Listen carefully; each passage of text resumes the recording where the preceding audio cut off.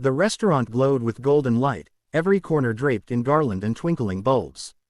Sarah Chen sat at a table near the window, her emerald dress catching the soft shimmer of candlelight. She'd chosen it carefully, hoping tonight would be different from all the other disappointing dates this year. Across from her sat an empty chair. 20 minutes had passed since their agreed meeting time. Sarah watched the door, her smile fading with each couple that walked through. She picked up her water glass, then set it down. Checked her phone. No messages. No apologies. Just silence. The waiter approached with sympathetic eyes.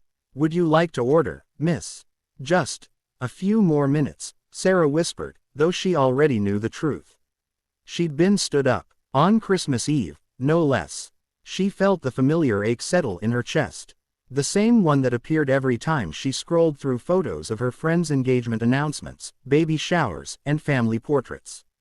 At 32, Sarah had built a successful career as a graphic designer.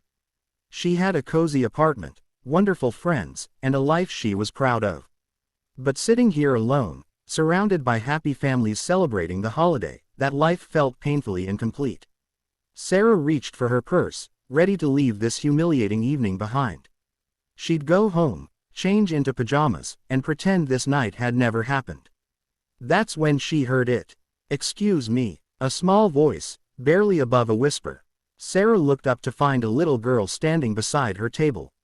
She couldn't have been more than 5 years old, wearing a red velvet dress with a white collar and a small teddy bear tucked under her arm.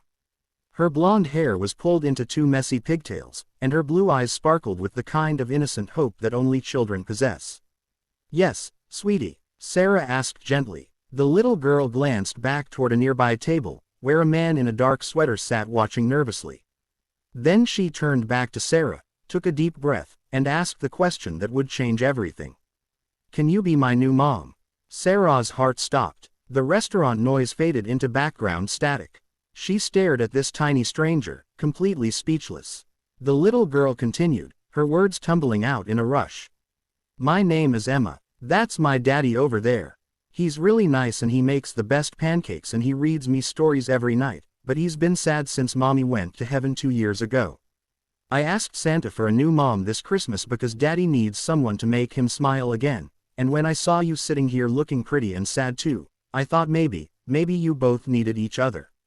Tears pricked Sarah's eyes. She looked past Emma to the man at the other table. He stood up quickly, rushing over with an apologetic expression. "Emma, I'm so sorry," he said, gently touching his daughter's shoulder. He looked at Sarah with mortified brown eyes. "I am so sorry. She just ran over here before I could stop her." But Sarah found herself smiling through her tears. She looked down at Emma, this brave little girl with her enormous heart, and something inside her shifted. "What's your name?" Sarah asked the man softly. He seemed surprised by the question. Michael Foster. I'm really sorry about." "Don't be," Sarah interrupted. She wiped her eyes and laughed quietly. "I was just stood up on a blind date, so your daughter actually has perfect timing." Michael's expression softened. "I'm sorry that happened to you.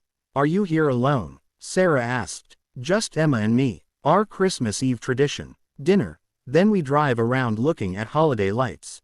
He paused. "Would you? I mean, this is completely crazy, but would you like to join us for dinner? Emma clearly thinks you're special, and honestly, after what she just did, I think you've earned a decent Christmas Eve."